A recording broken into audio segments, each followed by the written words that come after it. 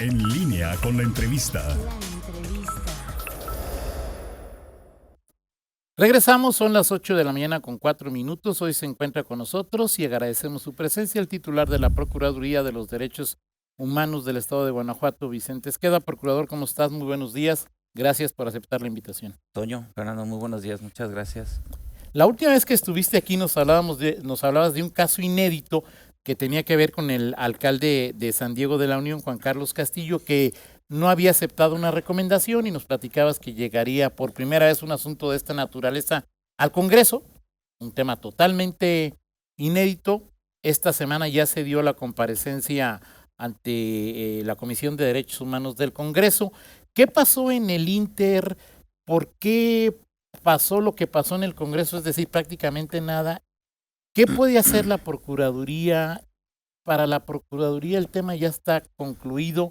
¿O cuál es la lectura que tienes, Procurador, después de todo lo que ha pasado en las últimas semanas? Muchas gracias, Toño. Pues sí, desafortunadamente, tal como lo comentas, se tuvo que activar este mecanismo ante el Congreso del Estado. Y digo desafortunadamente porque no es lo ideal. Una investigación ante una posible violación de derechos humanos concluye con una resolución en donde se acredita o no que hubo una violación a los derechos humanos. En este caso en concreto, sí se acreditó una violación a los derechos humanos de una mujer que en ese momento era regidora en el periodo 2015-18, cuando Juan Carlos era presidente en aquel otro periodo. Entonces, ante esa violación se emitió el año pasado y se notificó el 30 de agosto una resolución de recomendación. Es una resolución que no es obligatorio acatarla, sin embargo, la propia Constitución, la ley, obliga a que la autoridad que decida no aceptarla haga pública las razones, los motivos de su negativa, cosa que no sucedió. Hubo una serie de requerimientos, de notificaciones por conducto de la síndico al ayuntamiento. Recordemos que el órgano colegiado es el ayuntamiento de un municipio y en este caso el presidente municipal encabeza el órgano colegiado, pero es un órgano colegiado, es un ayuntamiento y la representante legal del municipio, la síndico. Ajá. Por conducto de la síndico se notificó. Sin embargo, hay comunicados en el expediente en donde la síndico le informa al presidente municipal de este asunto, es decir, lo conocía. Hay informes durante la investigación que él contestó, 2 concretamente, y hay otra serie de documentos que claramente acreditan pues que él estaba al tanto de esa situación. Incluso en el cambio de administración municipal, cuando él recibe la administración de este nuevo periodo, hay un expediente que se tiene que entregar con el estatus de todas las investigaciones, que también debió suceder en este caso. Entonces se emite la resolución, él no la acepta, y nos llega, después de múltiples requerimientos, la negativa por parte de la síndico a aceptarla, pero eso ya fue en enero de este año. Es decir, dejaron pasar muchos meses a pesar de los requerimientos. ¿Qué sucede? Que como no se da esa respuesta, nosotros le solicitamos al Congreso que cite a este servidor público para que ante el Congreso explique las razones de su negativa, cosa que tampoco no sucedió. Como todos los medios, la sociedad se dio cuenta, fue a decir que él no estaba enterado de ninguna circunstancia del asunto. En pocas palabras, pues fue a mentir al Congreso. Y bueno, ¿qué sigue? Legalmente no está claro. Yo diría que no existe una claridad, no existe un mecanismo de lo que deba seguir en cuanto a esta recomendación no aceptada. Lo que a mí sí me queda muy claro es que este servidor público fue a mentirle a un poder, en este caso a una autoridad competente, porque así lo prevé el Congreso, y fue a mentirle, a decirle que no estaba enterado, cuando claro que sí estaba enterado. Ahora, ¿mentir significa algo? Bueno, en términos de mentirle al Congreso, ¿representa una falta administrativa, un delito o simplemente una sanción que ese es el alcalde y punto? De lo que hemos estado revisando, yo creo que pudiera configurar un tipo penal, porque es falsedad a una autoridad competente, y en este caso el Congreso es una autoridad competente para recibir esta explicación por parte de un presidente municipal o servidor público, quien sea, en este caso un presidente municipal. Yo tengo mis dudas, de lo que he estado revisando, creo que sí podría configurar ese tipo penal. Ahora, en este tipo de situaciones, y si quitamos el nombre y apellido del caso, ¿la lectura general es cuál, procurador? Pues de insatisfacción, es una lectura de impotencia, porque al final del día ya se acreditó, ya se dio a conocer, y luego este servidor público desafortunadamente fue a mentir y a decir pues, que no estaba notificado, y por supuesto que es una sensación de impotencia. Debo decir que es la excepción, lo comentaba en aquella ocasión, Así es. todas las recomendaciones emitidas, salvo esta, han sido aceptadas. Ahora, argumentos, ¿le hacen falta argumentos legales tanto al Congreso como a la Procuraduría? ¿Es necesario que, como se ha dicho, que tenga más dientes para poder tener una sanción mucho más clara, que no se dé la vuelta a este tipo de situaciones? Y una reflexión también hacia dentro de asuntos internos, que ya lo platicaba con Miguel, es la sanción de la acción de este alcalde fue en el 17. 17. Hace prácticamente 6 años, ¿no? O sea, es un proceso que visto desde afuera y sin conocimiento de los procesos internos de la Procuraduría y del Congreso, 6 años parece mucho, procurador. Bueno, yo hablo de la Procuraduría, es correcto. Por parte de la Procuraduría sí hubo un exceso de tiempo en resolver este asunto. Sin embargo, bueno, se resolvió, se notificó y ya esto derivó en otra circunstancia que esta persona aprovechó para decir que no conocía, cuando, insisto, sí conocía. Yo sí creo que hace falta modificar el marco legal al respecto de este tema para evitar que cuando se genere una situación como esta volvamos a toparnos con un servidor público que haga todo lo posible para evadir una responsabilidad, porque al final del día detrás de este asunto pues hay una víctima.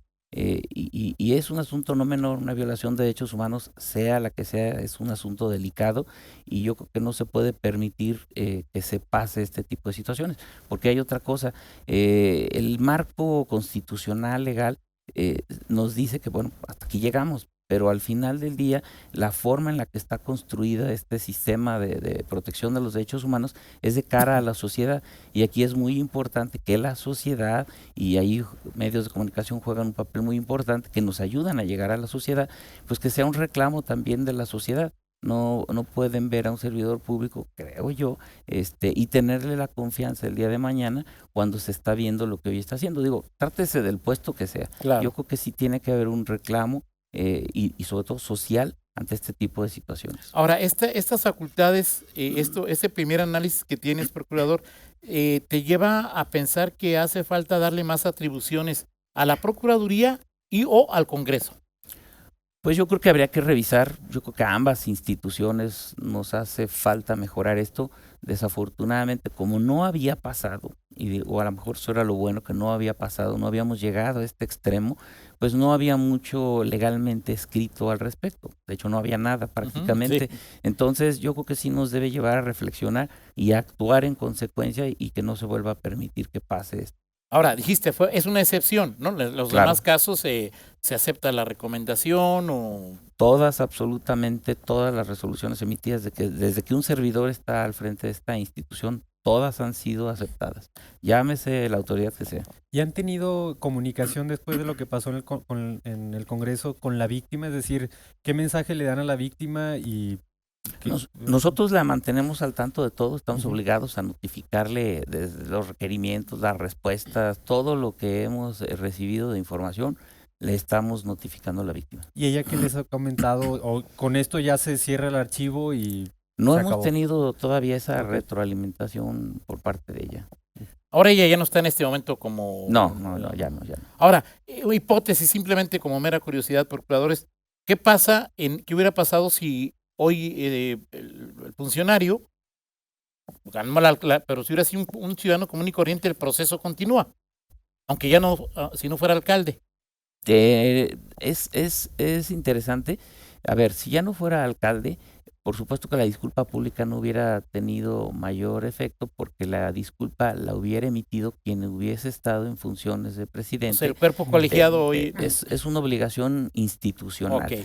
Lo que sí es un hecho es procedimientos administrativos que sí se solicita, sí se le debieron haber aperturado a él, aun cuando ya no fuera servidor público en funciones. Y retomando nada más el asunto de que podría configurar un delito penal, ¿quién debería proceder se debe denunciar, se sigue por querella?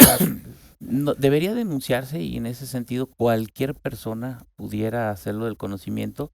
Por eso comentaba, ahorita justo estamos en esa etapa de revisarlo muy bien para en su caso pues ver las opciones.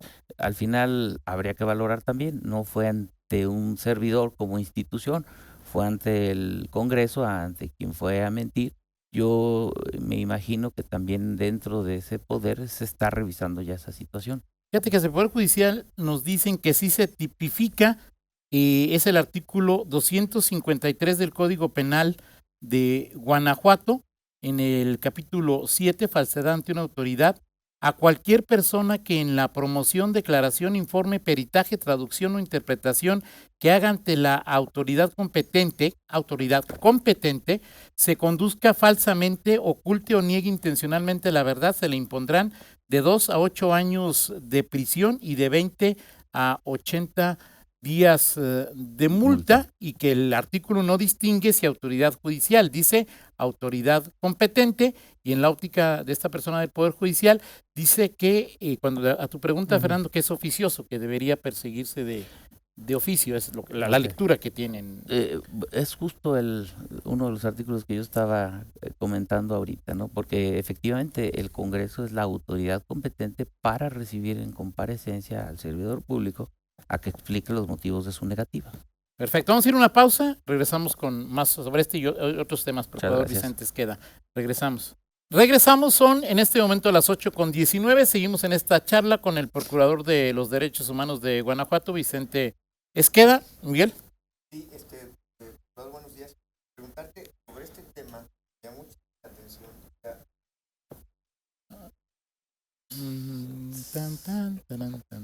Bueno. Adelante, Miguel Zacarías, Okay, buenos días. Buenos días, Procurador. Sobre este tema del alcalde, la comparecencia, me llamó mucho la atención y desde el punto de vista, desde afuera de medio de comunicación, pues yo lo tengo que nombrar, el cinismo con el que se condujo el alcalde, porque incluso al final dijo que él era la víctima, pero en concreto hay una parte que me llama la atención. ¿Por qué él insiste en que no fue notificado? Me pareciera que encontró un recoveco legal y bueno, hay quien me dice que si el tema era que si se le notificó al ayuntamiento y no lo notificaron a él, que si por ahí se quiso escabullir, porque es muy claro lo que tú dijiste, Procurador, en torno a que hubo, la regidora nos notificó, hubo una respuesta y que la respuesta... A la síndica, ¿no? La síndica no dio la respuesta públicamente, no la hizo pública como legalmente estaba obligada. ¿Falló algo en la notificación? ¿Por qué el alcalde con ese cinismo dice lo que dijo frente a ustedes?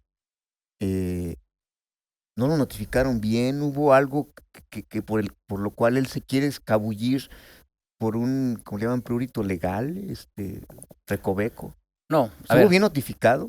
Sí, claro, pero a ver, recordemos un detalle. Él comentó no solo que no había sido notificado, sí, él comentó que desconocía de lo que se le acusaba, que desconocía la queja.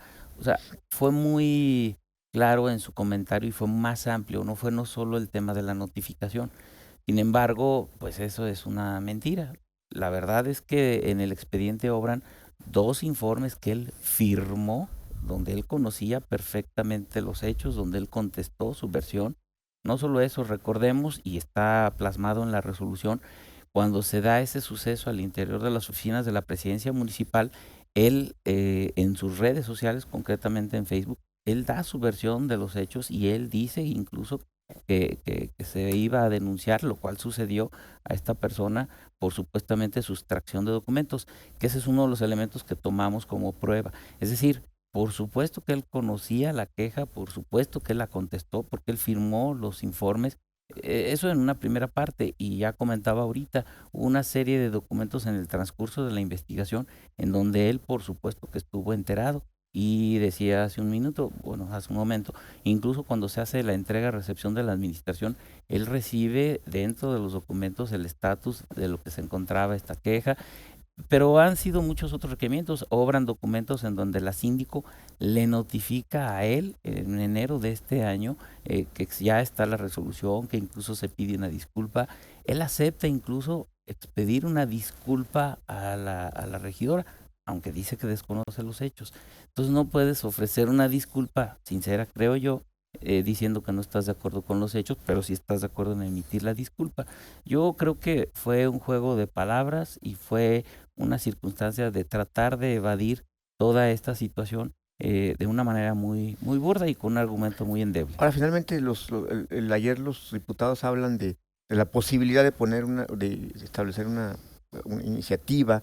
Luego a veces se da que ante un hecho hay una reacción y luego se olvida, pasa.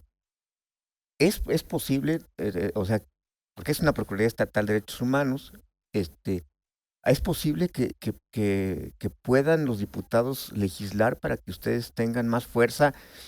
Desde mi punto de vista, lo más que pueden alcanzar es la sanción pública, decir, miren, este alcalde no aceptó, es un cínico, o sea, más allá no pueden hacer nada, no lo pueden destituir, no lo pueden suspender. ¿Se puede hacer algo legalmente desde el punto de vista de los diputados? Es que aunque se haga legalmente ya no podría aplicarse retroactivamente. Okay. Es decir, no, pero es decir, para futuras, para que la reparación del daño de las víctimas pueda ser efectivo. Habría que revisar, en este caso en concreto la víctima ya es reconocida como víctima independientemente de la aceptación de la autoridad y se puede inscribir en el Registro Estatal de Víctimas ante la Comisión Estatal de Atención Integral a Víctimas. Pero ese es un tema que la ley lo prevé, la ley lo garantiza. Aquí lo importante y lo interesante, adicional a ese juicio popular que haga la sociedad, yo creo que sí habría que revisar los términos en los que se lleva a cabo una comparecencia, que ojalá y no vuelva a suceder, pero creo que sí debemos tener un marco que garantice que haya algún otro tipo de accionar por parte de las autoridades ante una situación tan flagrantemente de evadir una responsabilidad como sucedió en esta ocasión. En este caso yo te lo platicaba con Miguel y en el sentido en términos generales, más allá de quitando este caso, me queda la impresión personal de que sí es tiempo de fortalecer con mayores atribuciones legales a la Procuraduría, para que no solamente quede a veces en una sanción pública, que es importante, decías tú también el apoyo de los medios para que enteren a la sociedad, pero no, ya estamos en momentos en que se requieren un poco más de facultades por la realidad y por el trabajo que desempeña la Procuraduría. Por supuesto que sí, y a ver, se trata o sea, eso de fortalecer a la institución, es un tema que también conlleva una responsabilidad. Claro. Por supuesto que nuestras resoluciones, en cuanto se notifican, las hacemos públicas en nuestra página web y eso conlleva que cualquier persona también puede revisar nuestras resoluciones y puede decir que estén mal o que tienen errores. A eso tenemos que estar conscientes, a eso tenemos que acostumbrarnos. Y sí, el fortalecer también conlleva una responsabilidad. Adelante, yo creo que de eso se trata. Entre mayor exigencia haya a la actuación de las instituciones, pues vamos a mejorar al final del día. Y yo sí creo que debiera revisarse este marco legal, independientemente de que esto sería futuro. Repito, está este asunto del artículo del Código Penal, que creo que también vale valorar y quizás pudiera estar aplicando en este caso en particular. Hablábamos del tiempo, voy a cambiar de tema esta semana y te lo preguntaban también al salir del Congreso. Hay dos casos que me parece que han lacerado el sentimiento de los guanajuatenses, entre varios. Uno de manera local en Guanajuato, el caso de Abril, en León, Guanajuato, el caso de Abril Guadalupe. Y otro que también te lo preguntaron cuando apenas no había toda información completa, el caso de la desaparición de mujeres en Celaya, y que ayer medio que el fiscal decía que podrían estar lamentablemente muertes. ¿Abriste, según decías ese día, procurador, quejas de oficio? Aperturamos queja de oficio en el caso de Abril, sí, ante algunas versiones que se han generado en cuanto a que no recibió la atención adecuada del caso previo a su fallecimiento. Sí se aperturó la queja de oficio, ya se solicitaron los informes, estamos en el periodo de la investigación de este asunto. Abrimos el del joven Jair de Irapuato, también por ante los reclamos de la familia que me tocó escuchar. En el caso de las mujeres fallecidas de Celaya, en ese no hemos aperturado. La realidad es que hay muy poca información todavía al respecto. Todavía hoy en la mañana checaba algunos medios y bueno, al parecer la información que se desprende, al parecer hay algunas que fallecieron. Lo que no queda muy claro todavía en este momento para un servidor, para la institución, es si dentro de esta desaparición ha habido alguna desatención o violación, particularmente de derechos humanos por parte de las autoridades. Ok. Hoy ya hablamos de un suceso pues lamentable, delictuoso, pero todavía no queda claro que caiga en el ámbito de una violación de derechos humanos. Por supuesto, vamos a estar muy al pendiente si alguno de los familiares de las víctimas indirectas hace algún señalamiento en contra de una autoridad, seguro estaremos aperturando una queja. Sí, te lo preguntaba, tienes razón, lo que te preguntaban antes Sí. era lo de Yair allá en Irapuato. Aquí hablan no de un hecho, sino de una hipótesis, porque es lo que declaró alguien que dijo que era la tía de una de las presuntas víctimas a la página del Universal, y te quiero preguntar si lo consideras una violación de derechos humanos. Ella dijo, nos enteramos de su fallecimiento por la declaración del fiscal y no porque nos hayan dicho de manera directa. ¿Podría configurarse o esta parte de que siempre está confusa la frontera de quién es de quién es de los derechos, a quién le pertenece el derecho humano a la información y este tipo de cosas? De lo que yo revisé su declaración, no hace una puntualización de si algunas o si de si otras. De hecho, no menciona ni nombres, no menciona, dice, tenemos alguna información. Por eso comentaba, vamos a estar muy al pendiente. Por supuesto que los familiares tienen el derecho, y tienes toda la razón, de estar muy al tanto de todo lo que se desarrolle en la investigación. Estaremos al pendiente de lo que se siga informando por parte de Fiscalía o de cualquier otra autoridad, pero en este momento no veo con mucha claridad ese tema. Pero de manera expresa, perdón, procurador, si hay una obligación de la autoridad de informar de los avances de una investigación, primero a las familias, a los interesados, que a la información pública. O sea, expresamente hay algo que aluda a eso. La ley de víctimas sí prevé que se tienen que estar enterando de los avances en las investigaciones, pero insisto, desconozco qué avance tenga formalmente la investigación que lleva a cabo Fiscalía y el por qué ha dicho o no ha dicho. Ahora es que lo que comento, Ajá. sí vamos a estar al pendientes, por supuesto que es un tema delicado, es un tema importante, y sí vamos a estar, de hecho estamos al pendiente de todas y cada una de las informaciones, datos, entrevistas que se dé por parte de él o por parte de cualquier otra autoridad. En el tema de las mujeres, más allá de la información que cómo ha fluido en el caso concreto de las mujeres desaparecidas en Celaya, ustedes no pueden ahí no pueden abrir una queja de oficio, y sobre todo lo repito, por el tema que representa hoy las mujeres desaparecidas, las mujeres violentadas.